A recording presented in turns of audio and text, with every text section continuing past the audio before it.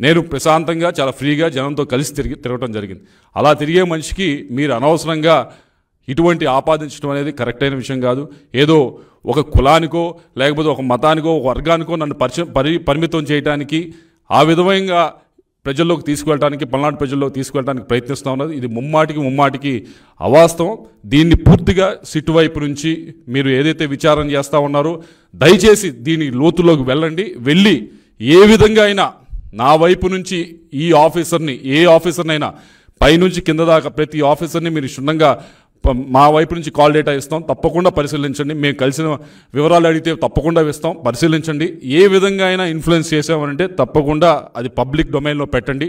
ఒకవేళ నా వైపు నుంచి ఎవరైనా ఇన్వెస్టిగేట్ చేసి ఏ విధమైన అల్లర్లు సృష్టించడానికైనా పల్నాడులో ప్రయత్నించుంటే తప్పకుండా నేను ఏమి దానిలో మొహమాటు పడట్లేదు, తప్పకుండా నా పేరు కూడా మీరు ఛార్జ్ షీట్లో చేర్చుకోవచ్చు. ఇదిగో నువ్వు ఈ విధమైన ఈ గ్రామంలో ఈ విధంగా నీ వల్ల జరిగింది అంటే తప్పకుండా పెట్టండి.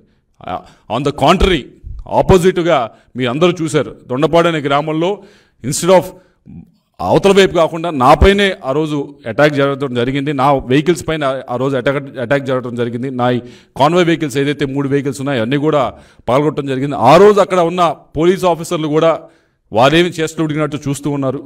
ఇన్స్టెడ్ నా వైపు నుంచి పోకుండా వాళ్ళు న్యూట్రల్గా పక్కనే నుంచో ఉన్నారు. కాబట్టి మీరందరూ కూడా దయచేసి ఇటువంటి దుష్ప్రచారాన్ని మానుకోవాలి అని చెప్పి కోరుతూ మరొకసారి సిట్టు వారిని దీన్ని క్షుణ్ణంగా పరిశీలించండి, లోతులోకి వెళ్ళి పరిశీలించండి. నేను ఏదైతే చెప్తా ఉన్నానో ఒకటి ఏదో ఆ రోజున్న ఎస్పీ గారికి మా ఫ్యామిలీకి ఉన్న ఏదో సంబంధాలు ఉన్నాయని ఏదో అపోహలు కలిగించు కథలు రాస్తూ ఈ 5 రోజుల నుంచి కూడా మీరు సృష్టిస్తున్న కథలకి దయచేసి ఏదో తప్పకుండా వాటి లోతులోకి వెళ్ళి పరిశీలించి ఈ కథకి తెరదించాలని చెప్పి కోరుతా ఉన్నా.